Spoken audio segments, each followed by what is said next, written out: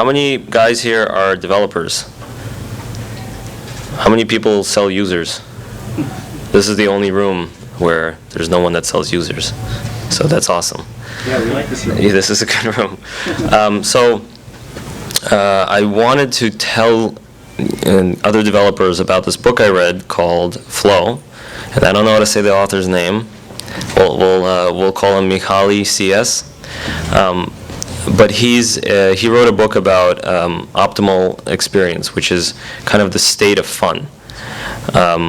Something like, when you're having fun, time goes very fast. So they actually did like a 20-year study on what that is. So I was reading this book, and it's like,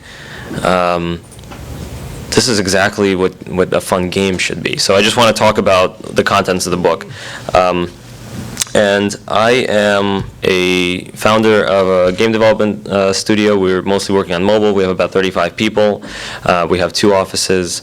We've been around for about 4 years now, and we work with everyone from EA to really small companies where they just need some artwork done or something. So I feel like I'm sort of an expert in this. We're still kind of indie, and we've gone through a lot of problems and all that.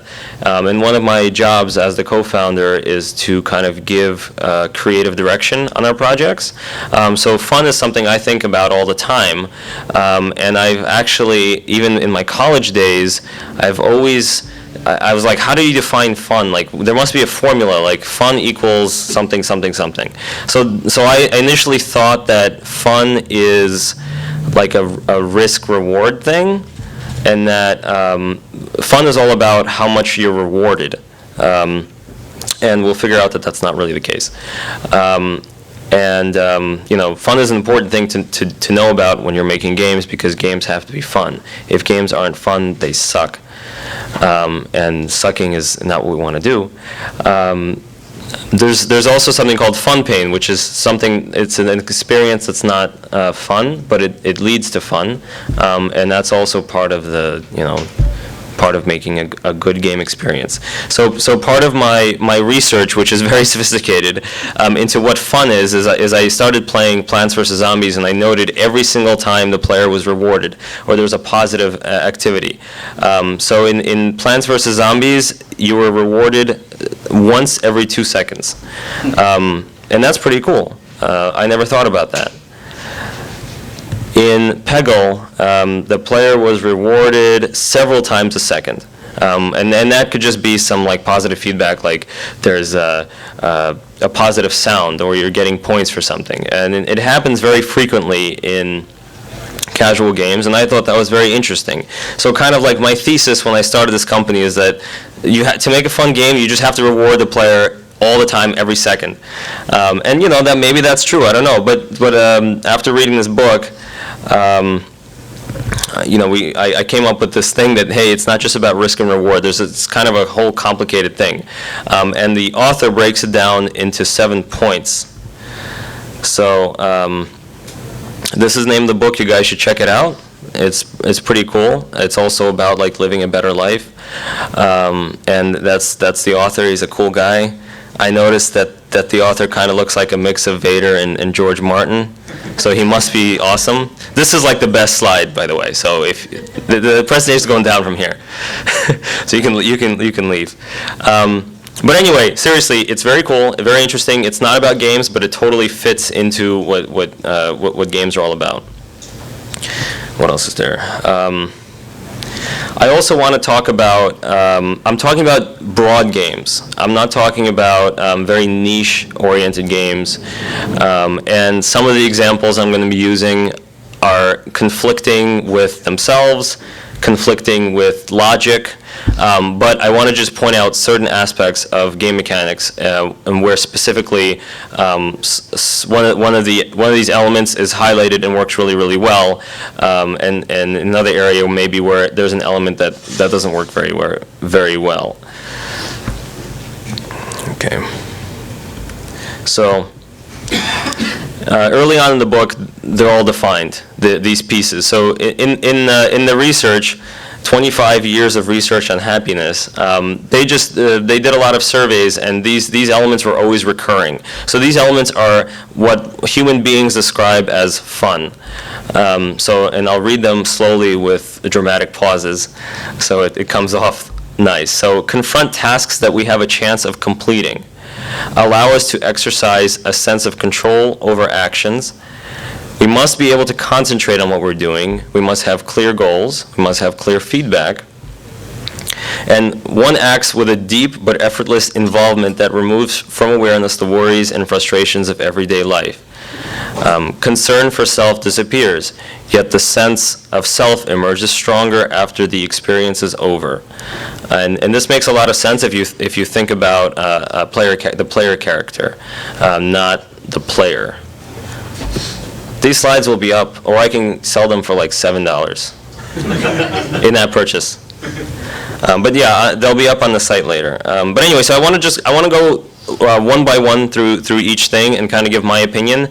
And I'm by no means an expert of anything, but kind of this is my opinion for you guys, and maybe you'll learn something. I don't know. So I grouped the first two because they're very similar. Another thing I meant to add was that some of these are very tangible and they're very easy to explain, but some of them are not tangible at all. And I think that to get to the intangible ones, you have to have the tangible elements in there. So these are, we're talking about confronting tasks that we have a chance of completing. So what does that mean? That means that the game mechanic must be simple. And we have to understand that we can complete it. So a great example is like any casual game, because casual games are meant to be played by anybody. I'm not a big fan of trading card games, but I think trading card games are very simple because everyone knows what a card is. If you're playing a physical trading card game, it's like right there. You can just pick it up and touch it. And you know that to play this game, you pick up the card and put it on the table. That's an interesting thing, and that gives you a sense of control, a physical sense of control. And then what I think is just terrible is when there's a heavily scripted sequence in the game where the player basically has no control. And I like cutscenes, and I love games with story, but you always feel a sense of a loss of control when the camera moves, when you can't move the camera. So you just lose it. So okay, good example of good. Everyone likes Candy Crush, and I'm a big fan of Candy Crush. I interviewed the King guy yesterday on stage, but I really like Candy Crush more as a study of amazing game mechanics. My girlfriend would wake up and play this in bed or like on the toilet. There must be something great about it, So I think in Candy Crush, the idea that if you just make the match, that's how you win. And you know that if you just keep making these matches, you'll win. And that, I really think that is the key. The reason they make so much money is that it's a very simple mechanic, and they exploit it as much as they can. Let's see. So that came out terrible. This is a screenshot from Max Payne 3. And I really like Max Payne, and I really think that the third game failed because they had so many cutscenes. And they had cutscenes because they had to hide their load times, which are ridiculous. But I think that this game was ruined because you would shoot someone in the face, whatever, and then you would wait for an hour while they're like telling you something. Very, very difficult. And maybe it really hurt the player's sense of control. Having control is really important, or having the sense of control is very important. All right, let's go next. Okay, the next one is we must be able to concentrate on what we're doing. So in real life, obviously, if you don't, when you're driving and you're kind of, you've been driving a while, you just see the road, everything's cool. The same thing in games. So you really have to be able to have a clear head on what you're doing. And games or experiences that show this immensely are a lot of console games. Because console games, your controls are this controller, you got a big screen. it's a really, really good example. And then if you start to go to like Oculus stuff, it's perfect. It's like Oculus should deliver the perfect experience in that sense, and we'll see where that goes.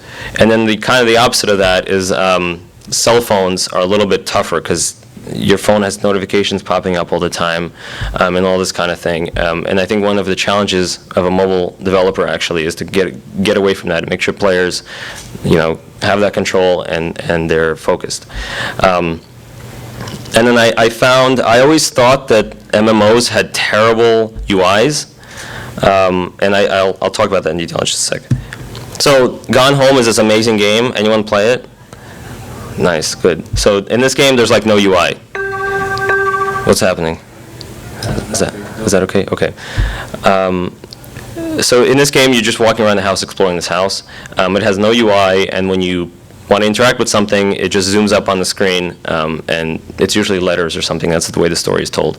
And I think one of the things that made this game so successful and so popular and such a great experience is that you just always hyper in there. You're stuck. You're like in this house. It's awesome. And then playing this game on Oculus really sticks you in there. It's like you're just looking out of your own eyes in this virtual world. And then, okay, so this is an example of, this is World of Warcraft, which I know is like, quite a successful MMO, and then, has millions of players. But I hate the UIs in these games. They're so busy. I don't know what, like, I've never played this game. I don't know what the hell's going on. What are all these things in the bottom? There's like a chat going on here. There's another thing over here. Granted, this game is very successful, so they are smart. But if you think about this as separate experiences, there's an experience of you're running around killing stuff.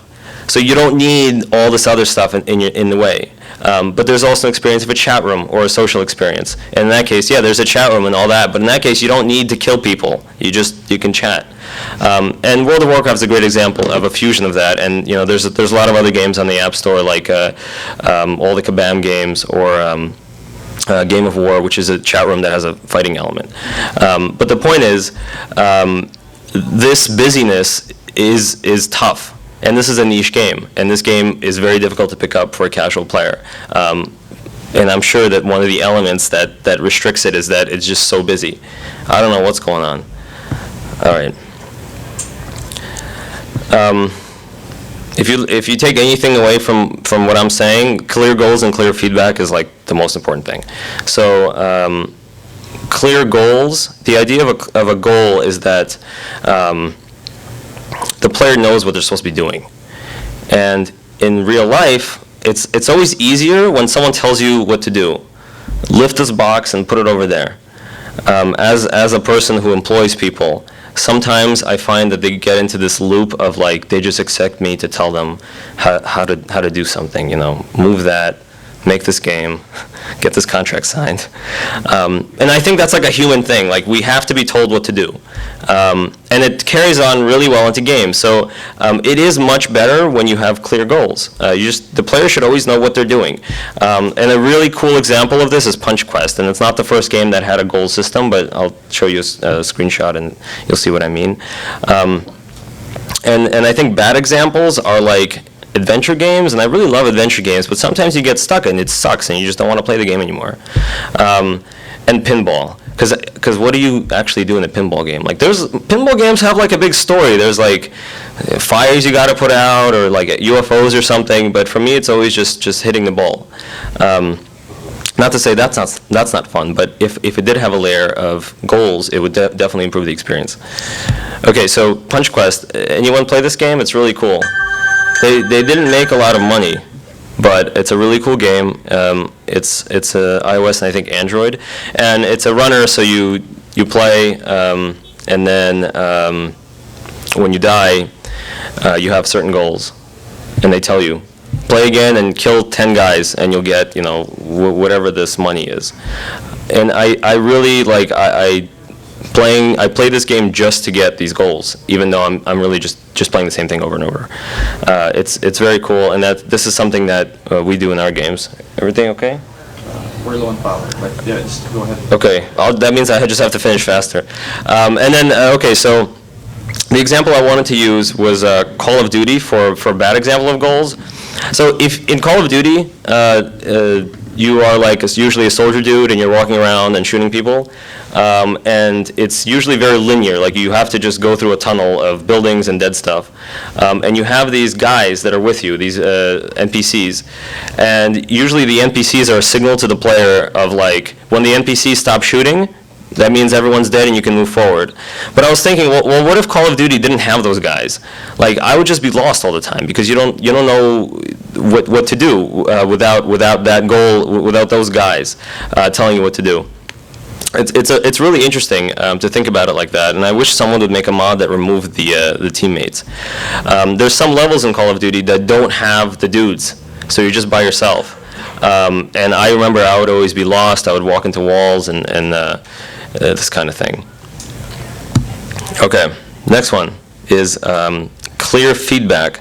So feedback, or the way I think about feedback is when you open a door, you're turning the knob, and you can feel that the parts of the lock are opening. So you kind of know that, okay, I'm turning it the right way, and the door is going to open.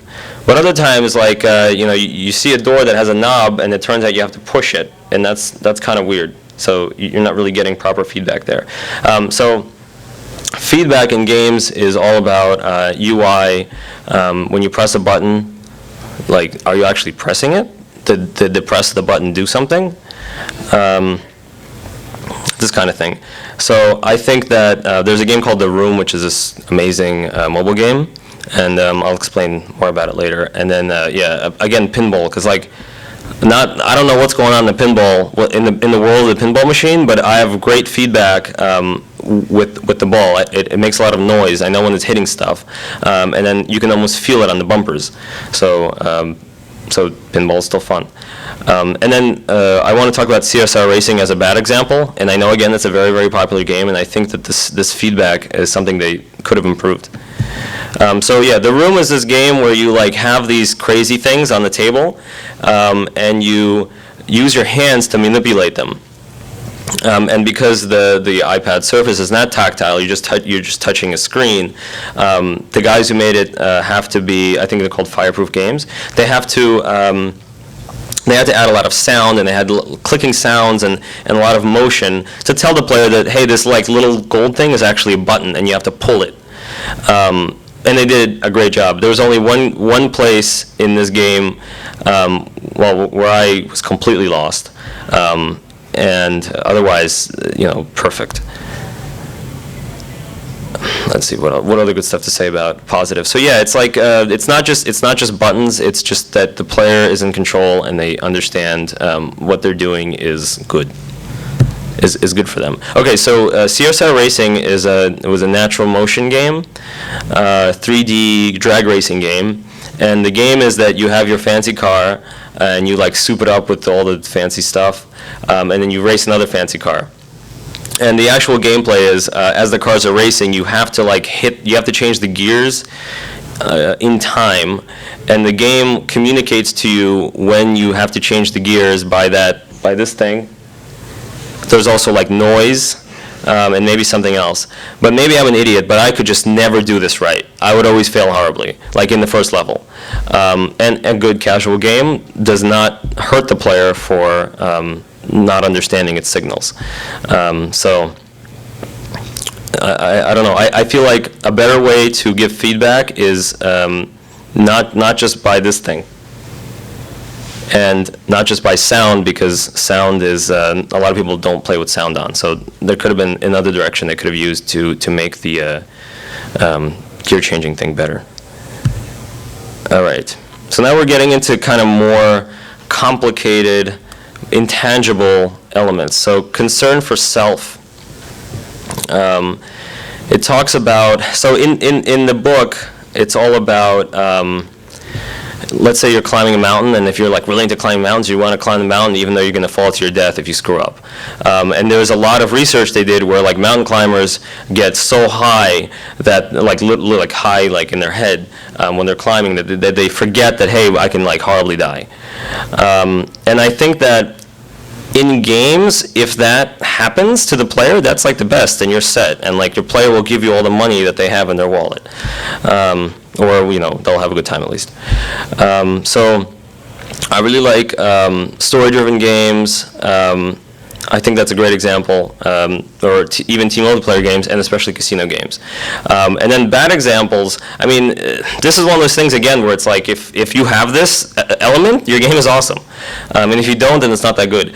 But there's a lot of games that are awesome that have fun pain. The idea of fun pain is like, well, I'll talk about it in a second. Okay, so I want to use the example of Eco. Anyone play this game? It's a PS2 launch title. It's one of my favorite games ever made in the world. And the game is you walk around with this lady, and you have to move her around, and there's a big story, and it's a story-driven game. There's like real characters that are almost they're almost very alive, even though they're super low poly and weird.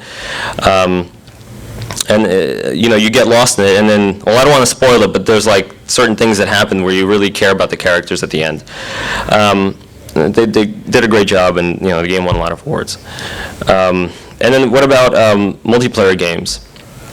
So again, we're talking about the player forgetting about themselves, getting lost in the experience, or even forgetting about their avatar in the game, not caring about their avatar. Because they're high. So when you're in a multiplayer game, you're playing with other human beings, and that also is very, very deep. And then casino games, totally different. Some people get drawn into a slot machine deeply, to the point that they'll play forever, man, until all the money's gone, and then you got to go to the loan shark and whatever. So that's I mean. We've made casino games. They're very tough to perfect, but when you have this element of getting lost, it's very cool. So then, what is fun pain? So in Eco, they had a lot of puzzles where you have to stack boxes. But they do that because they have to pace the level. Otherwise, the player would just run through all the levels. So when you stack boxes, it's a little bit slower, and it kind of slows the action down. And I call that fun pain, because you know that once you stack the box, there's going to be the treasure chest with the gold item or whatever in there. And I think that that has to be balanced properly. All right, so I'm almost done.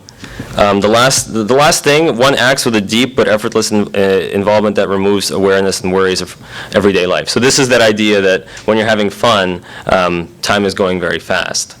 And I don't, that this is like the most subjective thing ever. And I think if you have, even half of the other elements, you might reach, the goal of having this, where the player is, sucked in, man. So there's no examples. Every good game is an example, and every bad game is a bad example. And for me, I really like the Uncharted games, and I like them because they're awesome and high quality and all that. But because other people can just watch them like a movie, and it's amazing. And these guys are doing the right thing. I think you get sucked in, and you got to get those diapers for adults, and so you can play the whole game through.